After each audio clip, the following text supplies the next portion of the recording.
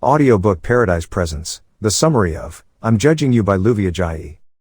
Luvvie Ajayi is a sharp, funny lady. That's the primary reason you should want to listen to her opinions.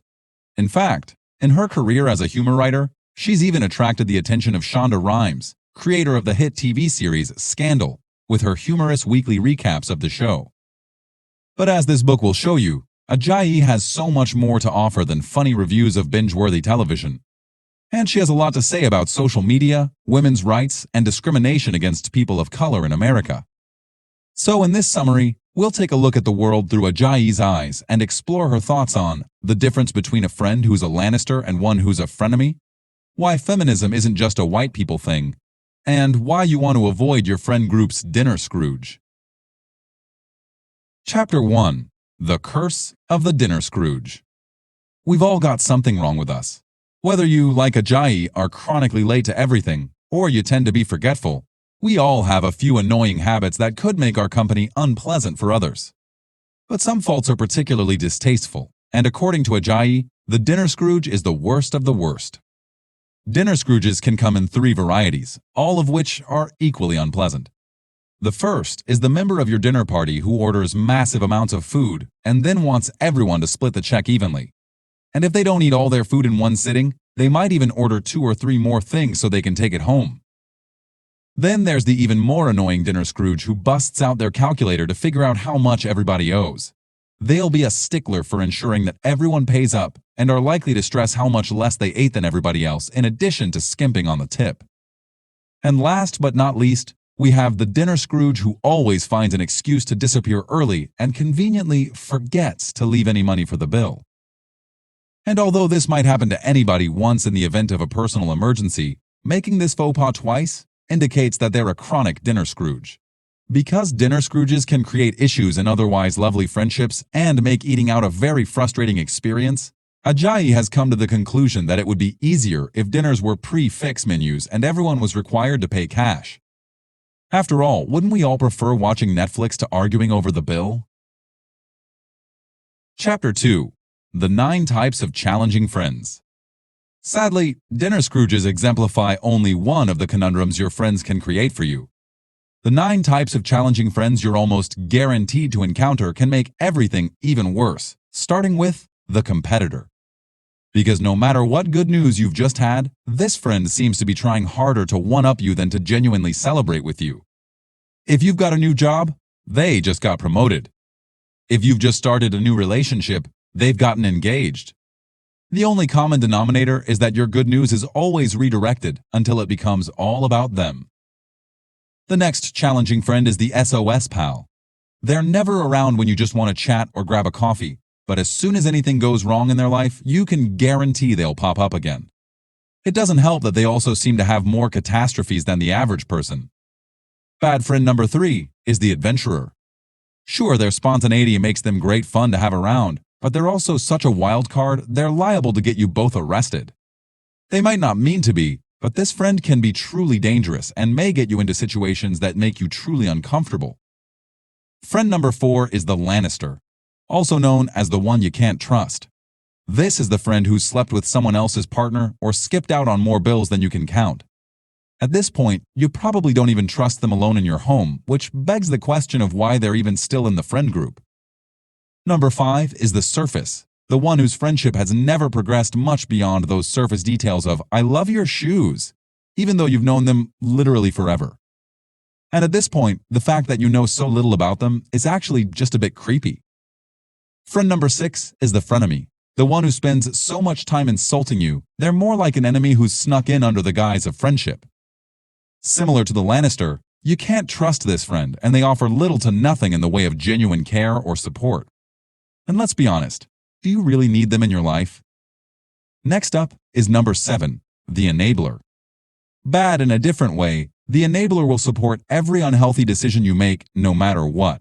And while it might be reassuring to hear nothing but yes all the time, none of us need that. A true friend will challenge you to become your best self and improve your weaknesses. They definitely don't reinforce your every toxic trait. Number 8 is the flake, the friend you can never trust for different reasons. Although they might not be mean or deceptive like the Lannister or the frenemy, They're just so unreliable that you can never count on them. And because the flake is forever canceling plans or leaving you hanging right when you need them most, you have to question just how badly you really need them in your life. And last but not least, there's the holy roller. This is the friend who's so religious that they've put themselves on an impossibly high pedestal, and your every decision is subject to serious scrutiny and unasked for approval. While it's okay to be religious, it's not okay to use your beliefs as a free pass for making your friends uncomfortable, and that's something the holy roller desperately needs to learn. Chapter 3. No one needs plastic surgery. Seriously, no one. And yet, sadly, we're so obsessed with societal superficial beauty standards that we've actually created a market for anal bleaching. Two words that should actually never exist in the same sentence. The same goes for pretty much every other lightening procedure, as Ajayi notes in her consideration of skin bleaching practices in Nigeria. Because our conceptualization of beauty is tied to whiteness, this has created some seriously messed up beauty standards that cause women of color to devalue everything about their bodies and turn to cosmetic enhancement as a way of improving themselves. But Ajayi wants women to know that that isn't necessary at all. That's why she's encouraging readers to give a little more thought to their futures before they go under the knife. Because you might be thinking about how beautiful you want to be, but how pretty is it if your lips are so full they look like you're having an allergic reaction? And it's not cool to visibly change your racial appearance by going so light you now look Asian instead of black. The same is true of taking your A-cup breasts to double Ds. That's because none of those enhancements are organic or naturally you. And when you modify your body so severely, you run the risk of becoming a funhouse version of yourself. So before you undergo any form of cosmetic improvement, remember that society's standards of beauty aren't just messed up, they're temporary. In fact, you might go under the knife today, only to find that your new appearance isn't in vogue tomorrow. It might also be helpful to keep in mind that the perfect body also comes with a terrible personality. If you didn't have your flaws to humanize you, do you think you'd still be the same person? Or would you be a vain and selfish nightmare that made life unbearable for everyone around you? Ajayi definitely thinks that would have happened to her if she had had her ideal body. Chapter 4. The Unintentional Racist. Sure, dinner Scrooges are unpleasant. But sexist, racist, and homophobic people are the worst of the worst. They're also the sort of people for whom Ajayi has nothing but unending criticism, and rightly so. But when it comes to passing judgment, we sometimes misperceive and assume that racists are as ugly on the outside as they are on the inside. That they always present as the KKK hood-wearing protesters common to white supremacist marches. But the truth is that racists aren't always so easy to spot, and they don't have to be people with malicious intent. In fact, you can be a very well-intentioned person and still have undeniable racist tendencies. Why? Because racism is intrinsically woven into the fabric of American culture. You can't avoid it, given the fact that the success of white people was literally built on the blood, sweat, and tears of enslaved Africans. And unfortunately, although we may have done away with slavery, the social structures which privilege the white, wealthy, and powerful are still in place. And because those who conform to a white, Christian, heteronormative standard of social acceptability, it means they'll experience a certain quality of life and a set of expectations that many other people can never share. As a result, this privilege ensconces some people in a bubble, leading them to blindly indulge in racist microaggressions. For example, a woman who might proudly say that she doesn't have a racist bone in her body will, without thinking, clutch her purse a little tighter when a black person stands near her. Likewise, Ajayi recounts instances of white people telling her, "Oh, you're so well-spoken," after an interview. This, of course, is blatantly predicated on racist ideology which views black people as intrinsically bad or less developed than their white counterparts. And even if that thought isn't consciously present in someone's mind when they commit these microaggressions, that's exactly the point. What a white person might regard as a thoughtless statement is a slap in the face that black people literally can't avoid. And if you pride yourself on being liberal and socially conscious, don't assume you're immune to these pitfalls. Even well-intentioned liberals can commit microaggressions without intending to. A common example of this is the statement that you're colorblind, as in, "I don't see color." While this sounds nice on the surface and is meant to suggest that you see everyone as being equal, this statement is also racist because it fails to acknowledge the inherent inequalities between black and white people. Therefore, that logic isn't just absurd, it's dangerous. Because equality doesn't always mean treating people with equal fairness and respect. Instead, sometimes it can mean that you don't recognize the dangers and struggles others face because of their race, sexual orientation, gender, or religion. And if you fail to acknowledge and use your voice to address these inequalities, you're not just failing to be an ally, your silence might be putting others in danger. So even if you feel like the issue of race is too sticky or too political for you to get involved in, it's important to remember that the language we speak and the money we use are also heavily politicized constructs of our society, and we can't afford to avoid them, just like we can't avoid the issue of race. So as the actress Kerry Washington puts it, I don't want to live in a world where race isn't a part of who I am, but I don't want it to define the trajectory of my life. Chapter 5. Let's talk about catcalling. Dear men, here's something every single one of you should know.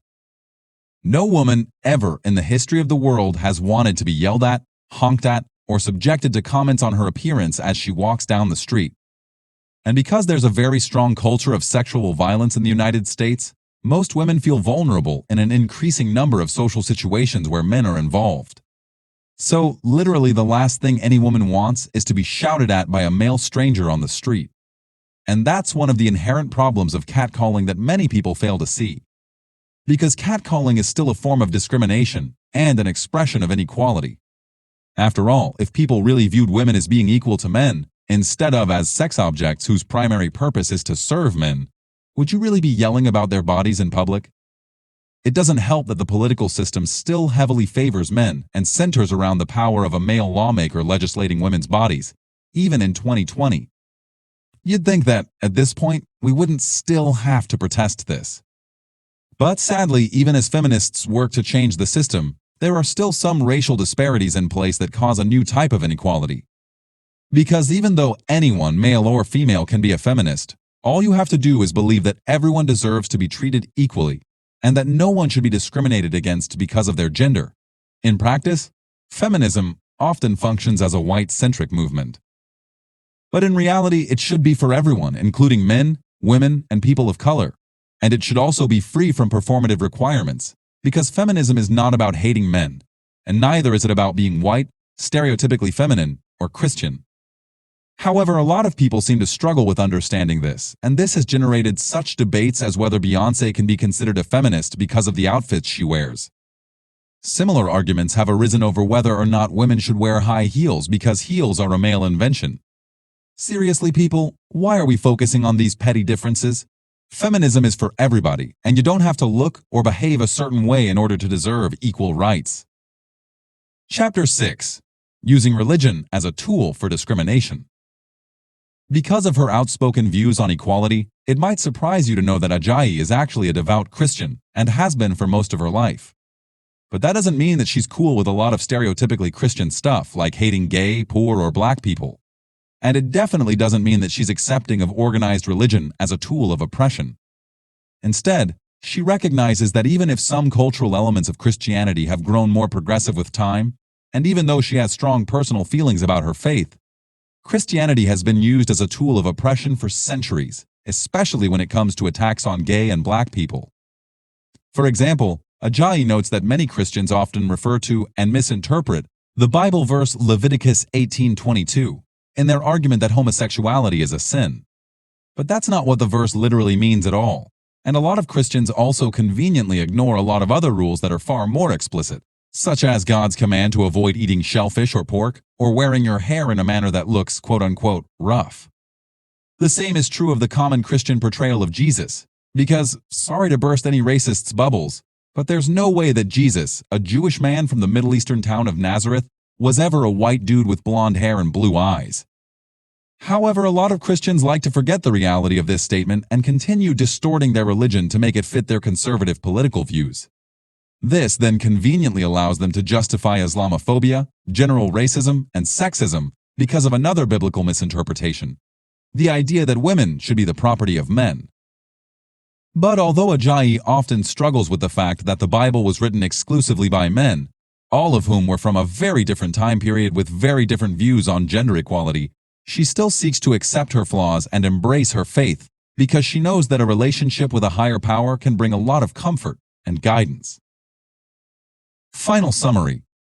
Our society needs to do better. If we didn't already know that, Ajayi asserts that surely the 2016 election was a national wake-up call. But in addition to improving the way we handle splitting the bill at dinners with our friends, avoiding the misuse of hashtags, and cutting out each of the 9 different types of toxic friends, we can also improve our awareness of the world's inequality. So if you're white or male, be aware of your privilege and use your voice to make the world a better place for those who lack the advantages society gives you. And in so doing, remember that colorblind is not color kind. Being willfully blind to inequality doesn't do anybody a favor, and it can actually make the world more dangerous for your friends who are LGBT or people of color. We can also be more considerate friends, users of social media, and citizens of the world as we seek to avoid indulging in misconceptions, using religion as a tool of discrimination, or posting selfies with the casket at your loved one's funeral. We may live in a world where the rules of social etiquette are changing every day, but some forms of basic kindness and good taste will always stay the same. Thank you from Audiobook Paradise.